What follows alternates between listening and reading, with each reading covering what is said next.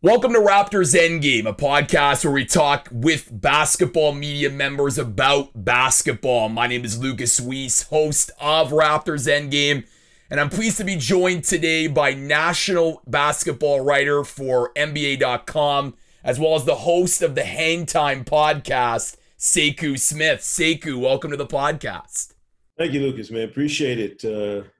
Good to be with you from the bubble, my friend. Yeah, well, I just asked you this off the air. You are reporting live from the Orlando bubble. I had one of your colleagues, Gary Washburn from the Boston Globe, on the show a few days ago, and he was from the bubble as well. So I'm just curious, right out the top, what's this experience been like for you reporting on basketball from Orlando? Oh man, well, it's funny you mentioned Gary. I saw him last night at the Clippers Nuggets game. He came walking. It was the first time I've seen him, so he welcomed me as one of the late arriving members of the media contingent here. It's unique, Lucas. It's a basketball lover's paradise, as I like to say, in terms of it's just basketball. You wake up, you see everybody out kind of working out, getting their exercise in, and then we're headed to the gym. And when there were 22 teams playing, it was a huge, day of basketball. Now it's concentrated down to just these 2 games a day, but it's intense. The on-court competition is every bit as high energy and competitive as it would be if we were in a normal playoff situation. So that part of it is very much what we're used to. The strange part is just how few people are in the building and the fact that there's no crowd. Getting used to that eerie silence, like normally when there's noise and, the DJs have done a great job. Last night, the DJ was fantastic, trying to keep the energy in the building up and playing music. But there were moments when there's just no noise or where there's, not the kind of loud noise you're used to. And that was strange. I imagine the players have gotten used to it by now after a couple months, but it is definitely something that's different from our normal way of viewing basketball. So it's been interesting in that respect. But I think the games have been fantastic. The competitiveness is through the roof, and that's really all we could ask for. No doubt, and I think coming into this, there was a bit of a question about whether the competitiveness would be at a high level given the long layoff for the players.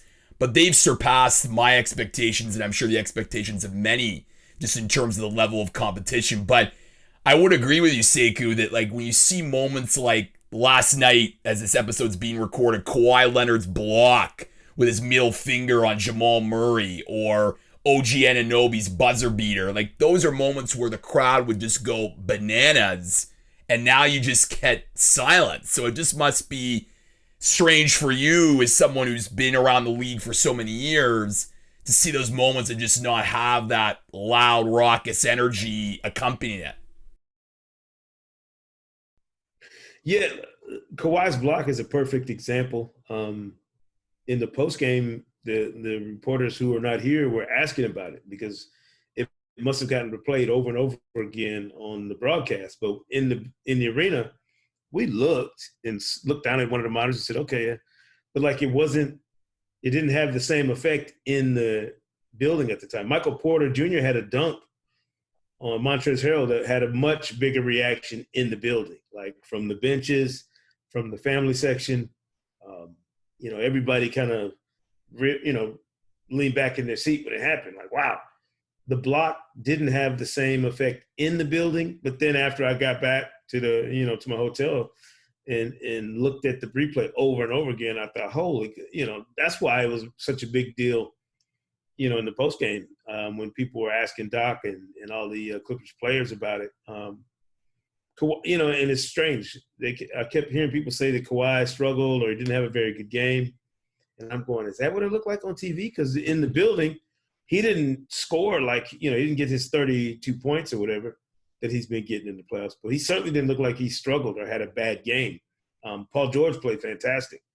And, it's been rare this postseason to see Kawhi not be the leading scorer and offensive catalyst for the Clippers. But, yeah, that play to me perfectly encapsulates what it's like being down here, and that what is a big deal outside of the bubble doesn't always look that way when you're right there in the midst of it. Do you think, Sekou, that your reporting has been altered because of this, because there's, it's such an unprecedented situation? Or do you think that because you're there in person, you have a bit of an advantage per se compared to others that are reporting virtually just because you're there with everyone else there and you get to report and create a scene with your stories that maybe not someone that's writing on the playoffs about a series can't, just because they're reporting from their home in wherever city, whatever country, compared to you in Orlando? Yeah, I think our ability being here to kind of describe the scene and give people a feel for the mood and the temperature in the building is there. I don't think our access is any better. The Zoom calls that everybody can be a part of are the only media access you really have. Somebody can give you a nod or you can kind of acknowledge somebody, but that's really it. It's not like they're allowing us to, do our normal walk around, interview a guy, stand at the locker, have a conversation. That is not a part of the structure of what's going on here. But I think it's a challenge, a great challenge for us to try and figure out how to tell the stories that are going on down here without the normal access. That forces you to maybe step outside of your comfort zone as a reporter, to be a little more creative in how you're trying to craft a story or, a piece and explain it in a way that conveys the fact that, you're looking at it from an intimate view as opposed to just trying to craft a scene from afar. But I think it's some of the challenges we've all had in recent years in terms of access and how differently the league is to cover now. When I first started covering the league, 20 years ago, whatever, I used to go and stand in the Indiana Pacers locker room and for as long as I wanted to. PR didn't kick me out. I'd stand in there and players would be finishing up. You kind of sit and listen to stories, share some stories, interview somebody. You can spend so much more time interacting with the players, without tons of cameras around. That was one of the benefits of being a beat writer. But yeah, it's just forcing us out of our comfort zone, which is a good thing. I think it's good to make us change up the way we do things and how we want to approach it. Maybe it gives us some fresh perspectives to share. You said off the top that it's a basketball paradise in Orlando with so many games going on. Now that there's only 4 series left in the NBA playoffs, are you assigned to a particular series, or are you sort of jumping around a different series depending on a particular story? Before I got down here, I was locked in on the Clippers in their first round series against Dallas, and then at the start of this conference semifinal against Denver. The next couple of days, though, like today, I'm going to both games, the Bucks and Heat, and then the Lakers and Rockets. I'll be going to all the games here and reporting basically on what's going on down here. We have a great staff at NBA.com. Michael C. Wright, John Schumann, Steve Ashburner, and Sean Powell, who was here. We kind of tagged out in terms of bubble duty. He'll be, kind of covering, locking in on a series from afar. And, that gives the person who's here on our staff, obviously, an opportunity to get at the stories that you can't get from outside the bubble. So, yeah, it'll be kind of a trade-off. I'm still, these next couple of days, I'll still be writing and focusing on the Clippers and Nuggets until that series ends. But then as we move into the conference finals, I'll be doing East and West conference finals and focusing on strictly what's going on down here. As this episode is being recorded, it comes off the Toronto Raptors debacle in Game 5, losing to the Boston Celtics, where the Raptors are now facing elimination for the first time since last year in the second round in Game 7. Sekou, I don't know if you've had a chance to follow much of this series, but what are just your impressions now as we head into the elimination games? Obviously, Boston looked great in Game 5, but it feels like to me, look, each game is independent. And, if the Raptors play like they did in Games 3 and 4, particularly Game 4, they may have a chance to force this to a Game 7. Yeah, I mean, very much. I think these games are unique entities unto themselves because of the static environment and the circumstance. But it's tough. I think once you get 5 games deep into a playoff series, I don't care where you're playing. You could be playing at the local Y. You could be playing on the moon. 5 games into a series, the teams have kind of shown you their best. That gives you enough time for each team to have a really great game or two and then struggle. So you know what the deficiencies are. You know what you can attack and what you can't. It's obvious to me that the Celtics perimeter players, the 3 guys in particular, and really 4 if you include Marcus Smart, you know, Jason Tatum, Jaylen Brown, and Kemba Walker have been just a handful to deal with. It's pushed the Raptors to me to the edge in some areas where they may have thought they were better suited, but haven't played as well, just haven't been able to find that next gear that they've been able to find for so many nights this year. So it's interesting. I would wonder how much Norman Powell do we see in this next series? Because I think if you're Nick Nurse, in addition to defending and coming up with defensive schemes to slow these guys down, you got to find somebody, that X factor, whoever it is, that's going to be inserted into the rotation that's going to give you a boost that Boston wasn't expecting. To me, that's how you extend that series and stay alive and try and get to a game 7.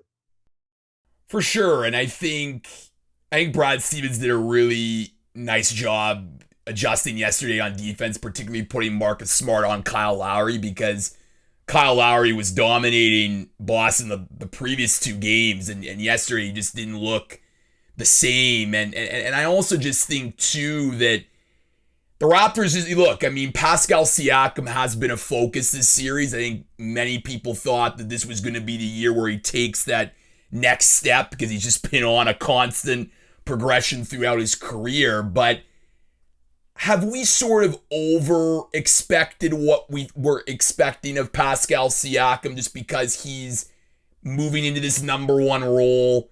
And for many players, it takes time to adjust to that number 1 role after last year where he was more of a supporting player, supporting a guy like Kawhi Leonard and the entire team? I think we've just happened upon a situation where he's going up against a guy, in a particular defender, in Jaylen Brown, who's perfectly suited to match up with him. A guy who's a little bit shorter than him, but long, and athletic enough to bother him, to get up under him on the defensive end and really play into his body. Jaylen Brown's a fantastic defender. It's one of the reasons why he and Jason Tatum, to me, when you talk about young perimeter players in this league that are two-way guys that can play both ends, they're as good as you'll find in terms of guys who can get you 30 and then lock down on the other end on a given night. So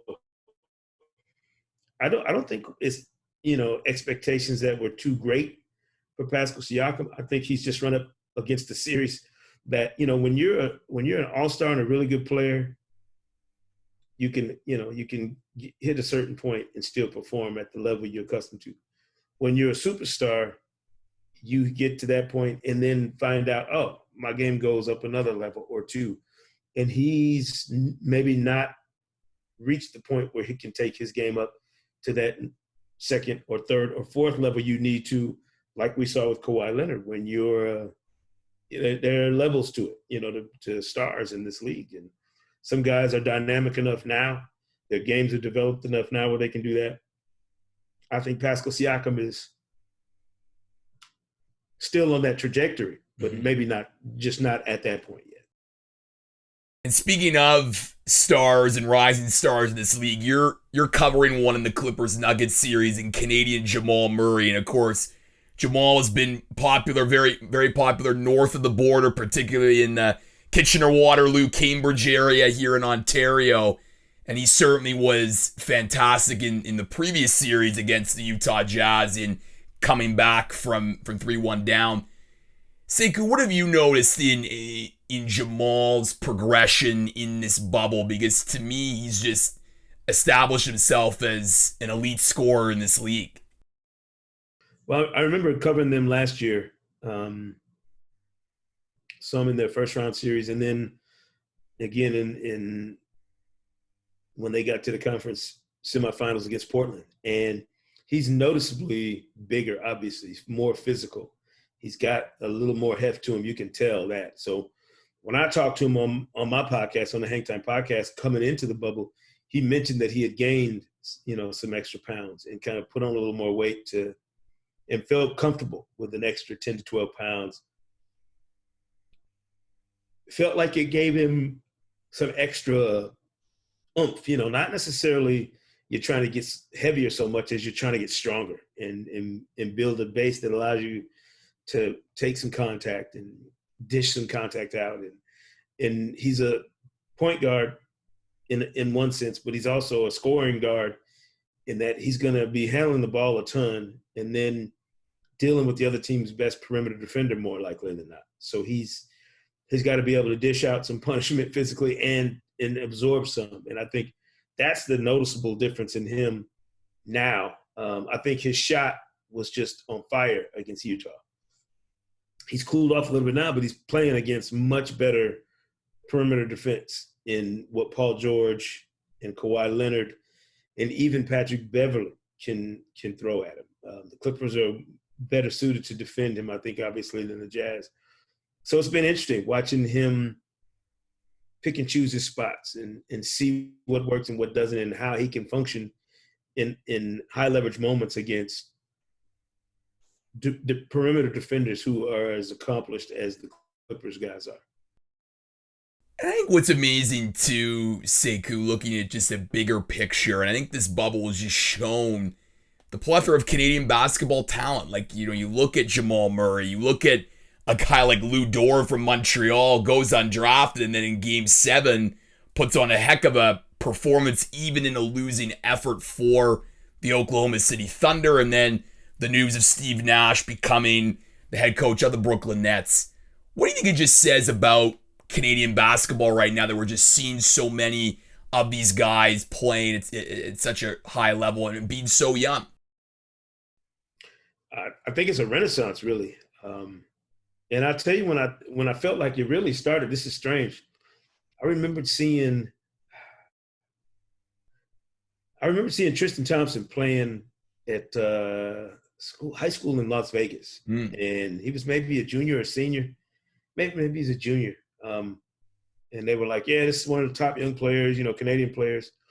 I had never even heard of him, but I was like, wow, and then you started recognizing more and more Canadian talents his age or in his age range. And you're like, when those guys start populating the high school rankings and they start showing up in the top 50s and top, 100 players, and you start recognizing the names and you see them all kind of coming as a group, in mass. Like I don't remember Jamal Murray being a guy whose name was on top of mind, and then he goes to Kentucky, and you kind of go, wow, Murray's, Jamal Murray's not bad. And then John Calipari raves about him in the lead up to the draft.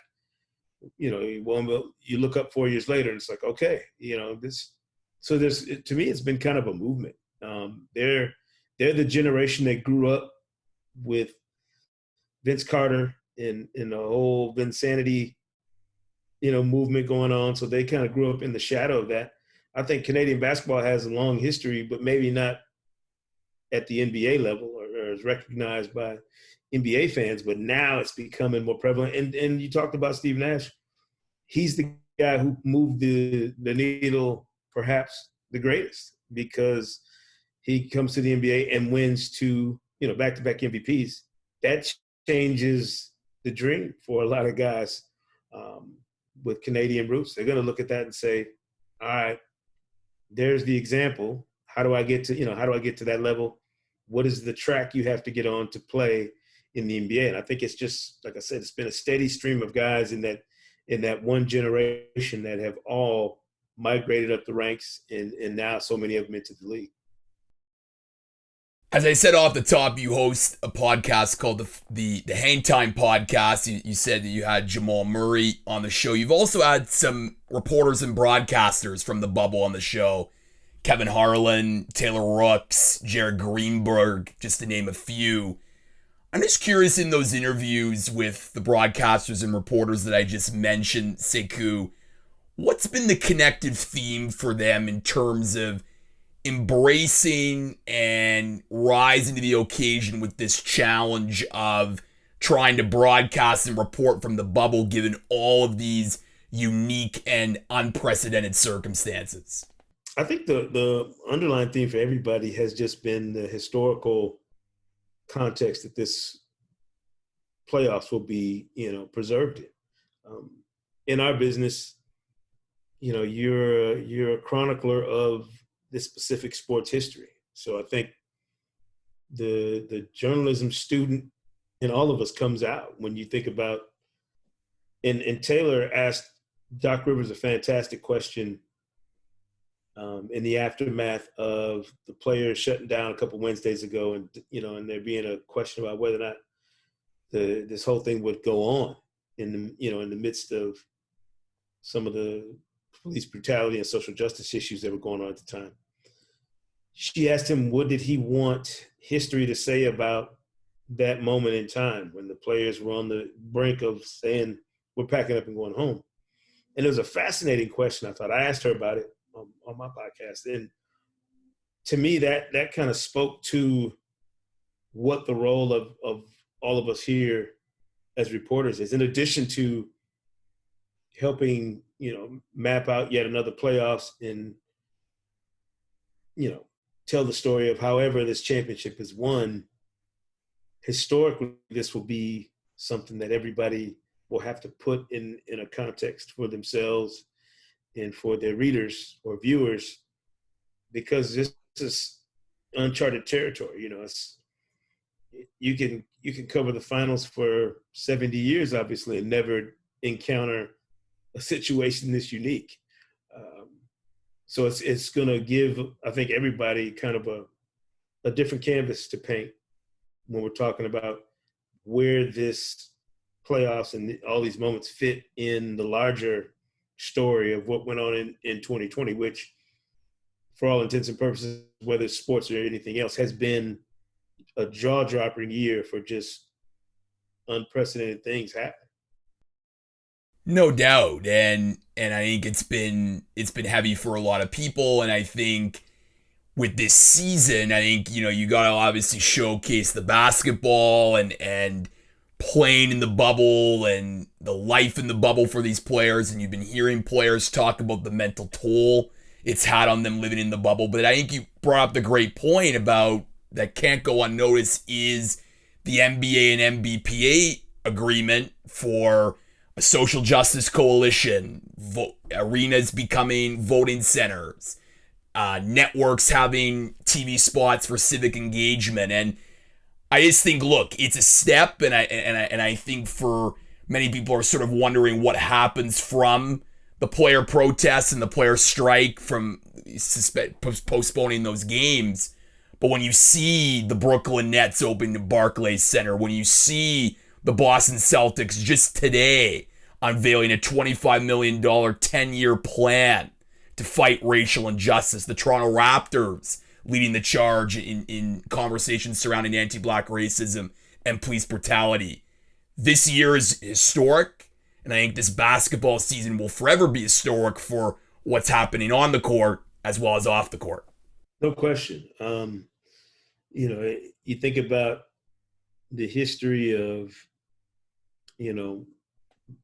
this movement, and what it will be in retrospect, because that's how you judge it. As we get distance from it, we'll frame it differently and digest it all differently. But the thing that you just can't shake your head about is this year started with such groundbreaking, earth-shattering news for NBA fans. David Stern passes away basically to kick off 2020. Dies of a brain hemorrhage. 25 days later, if I'm not mistaken, not even a full month later, Kobe Bryant and his daughter and 7 other people died in a helicopter crash in LA. So you had those two things that rocked the NBA world to kick off 2020.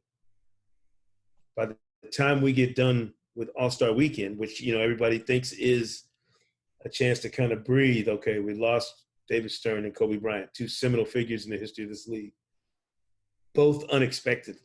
Never mind the 30-plus year difference in age. They were, nobody expected to lose either one of them. Then the pandemic hits. I was in the studio on March 11th with Jerry Greenberg and Sam Mitchell on set that night. Never forget it. March 11th changed everything. And Jerry mentioned that. He said when we were on the air, and at the time, I thought to myself, why is he being so dramatic? We'll be back in a couple of weeks. I'm thinking to myself, like, this is not that big a deal. Jared said something to the effect of, the NBA and sports as we know it will never be the same. And 5 months later, when you're making your way here to Orlando to cover this, like I said, this completely, unprecedented playoffs, it kind of boils up in your mind like, wow, that combination of events has turned the 2020 portion of the 2019 and 20 NBA season into something unto itself. Since January, it has been an unbelievable, just tumultuous ride in terms of things that have happened to throw everything off kilter, and I hope by finishing the season here in Orlando in the bubble, that crowning a champion puts some sort of normal capper on this NBA season. I've given up on 2020, the year itself. I mean, outside of basketball. Likewise. There's been so much, losing Chaz Boseman and all these other things, John Lewis and just, Lou Brock for baseball fans. There's just been one haymaker after another in terms of loss this year. Not to mention the millions of people around the world who are struggling in the economic aftermath and health, aftermath of COVID-19. 2020 is a wash. I'm just hoping we get through with the basketball season. Somebody holds the Larry O'Brien trophy and somebody gets to exit this year feeling good about what they accomplished. No doubt. And look, I know some people like to say to me, oh, Lucas, this is an asterisk season. And for me, I just don't buy that. Because I just think for me, look, every single champion now, 2020 is such an unprecedented year, but every single champion goes through things in normal times pre-pandemic that, en route to becoming a champion. But I think this year, I just think whoever is crowned a champion, it's going to be one of the greatest accomplishments in the sport, just given all of the circumstances and the adversities that they've had to go through, in addition to just going through the playoffs, which is normally a grind for any of the teams that go on to win the Larry O.B. So I just don't buy that argument of the asterisk just because of that, because whoever's going to be crowned champion's been in Orlando for almost 3 months, which is a long time to be in the bubble. Yeah, I agree 100%. I've been saying it since the start when we found out there was going to be a restart and how it was going to be structured. Anybody suggesting that there's an asterisk on this season and that it's a negative thing is not fully comprehending the lift that it is to come down here and do this. I haven't been here for months like some of these other people. And just a week in quarantine, you could feel the stress and strain of what this is. The fact that the league has and the NBPA and the players and everybody agreed to do this, and then the planning and the execution that has to come off to do this right is remarkable. It is stunning to me that they've pulled this off and kept everybody safe and healthy, and the games have been as good as they've been, and the logistics have been top flight. Knock on wood, when you think about all the things that could go sideways to pull this off the way the league has, we're almost to the conference finals, and it's been, just unbelievable basketball. People that are tuning in have talked about it. People that are here have raved about it. People that are playing are shocked by how high quality the level of competition in play is. That tells you that we're not dealing with, you know, an outfit that doesn't understand what this means and how to put on big events. I've said it for years. I think the NBA doesn't have a period when it comes to putting on showcase events. You know, the Olympics is about the only other thing I've ever been to me, that has that same sort of every single detail is accounted for. You know, so kudos to the league and Adam Silver, Michelle Roberts, and Chris Paul, and all the other people who were key figures in making the decisions and getting this off the ground, because it is truly remarkable.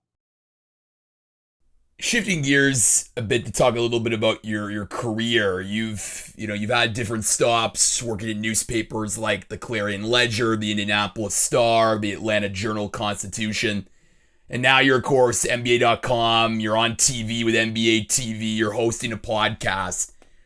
Was the transition from print to digital a challenge for you at all? And what was that process like to now go from writing for a newspaper to now having to do all of these different skills in your journalistic toolbox?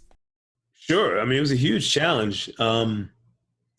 Mostly because when I was in school, I didn't train to do multimedia, which is what we basically all do now. I trained to be a sports writer.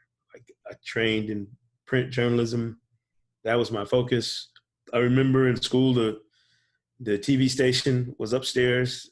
School, the newspaper was downstairs. And the only time you cross paths with those people was going in and out of the building. You know, we didn't go upstairs. They didn't come down. There was a very clear line between the disciplines and kind of what you studied. Looking back on it, obviously, I wish I'd have done all of it, because it turns out 20 years later, the fact that you would be versed in all of those things would come in handy. I learned on the job doing TV. I learned from watching a lot of other people do it and trying to figure out what worked and trying to find out how you can be your authentic self and still be effective, in that broadcast space. And I think the tenets of what we do, whether it's, on television and in print, on a podcast, which didn't exist, obviously, when I was in school and studying, the basics of, the fundamentals of doing all of those things relies on the same things, those same principles of, accuracy, fairness, being a good listener, cultivating sources, all those building blocks of how you become a reporter, writer / storyteller. It doesn't change. Those foundational principles don't change over the years. The mediums evolve every day, but the job we're doing and the stories you're trying to tell accurately and concisely are always there. It's funny that I remember going to school and I had a word processor, and I thought I was hot stuff. I was like, man, I got my own word processor. Nobody had laptops. I'm dating myself, of course, but there were no cell phones. I mean, all this technology that has changed the way we do business as journalists. Social media, come on. There was barely message boards, in the early 90s. So, I mean, there's been all this change that's come. And I think the cool thing is just how adaptable journalists have been throughout these changing times. I mean, I know some people who are just wildly talented and really, really good at what they do. And they've all entered the business at different stages, different eras necessarily. But you know it when you see it. You know effective reporting and writing when you read it, when you hear it, when you see it. And I think those things are timeless. No matter what the circumstance, when it's being done the right way. Yeah, I mean, that's a very candid answer. And I think it leads into my last question for you, Sekou, because I think what you're saying is that I think in the 21st century and in the present day, that the barriers to entry aren't as real as it once was. I think 20, 30 years ago, the path was okay. You go to school, you go to the newspaper, you go through that way to get into the business. Now, many people have been very successful in basketball media by not going to journalism school, starting their own podcast, and just learning on the fly and learning those tenets as well. There's no real silver bullet in order to get into the sports media industry. I mean, we've seen young reporters like Shams Charania for The Athletic break in at a very young age, so many others. I mean, for you, what would be your advice to a young journalist looking to stand out from the crowd, particularly when it comes to the sport of basketball and wanting to pursue a career in this business? I think you mentioned Shams. He's a great example for young journalists. And I saw him this morning as I was finishing up my workout.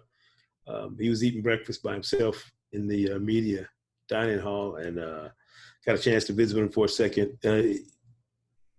You have to have that relentless desire to do this. Like, it's not something you do on a whim.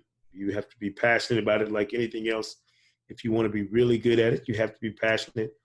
You have to have an absolutely stubborn, discipline to yourself. When somebody tells you you can't do something, that's when you kick an overdrive. When somebody says no, that's when you go breaking down doors for the next yes.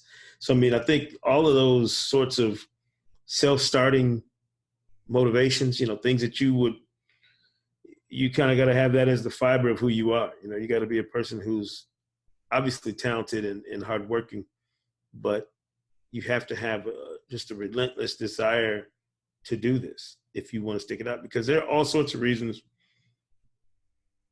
to turn in a different direction in anything that's tough, and this is a very difficult business.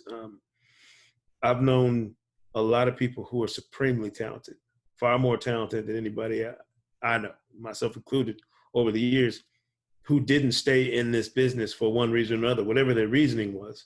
Sometimes it was they didn't like, the lifestyle, the hours, the thankless job it can be sometimes when, you think you're busting it and all you catch is criticism from people. So I've met and come across so many talented people over the years who wound up not staying in this business for one reason or another. And I think it's not necessarily the most talented who thrive and ultimately, flourish in this business.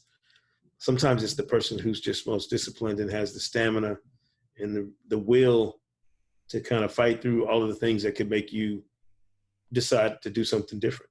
And if you love it, if you're passionate about it, and I've been passionate about this stuff since before I knew it was what I wanted to do for a living, before I realized it was something you could do as a career.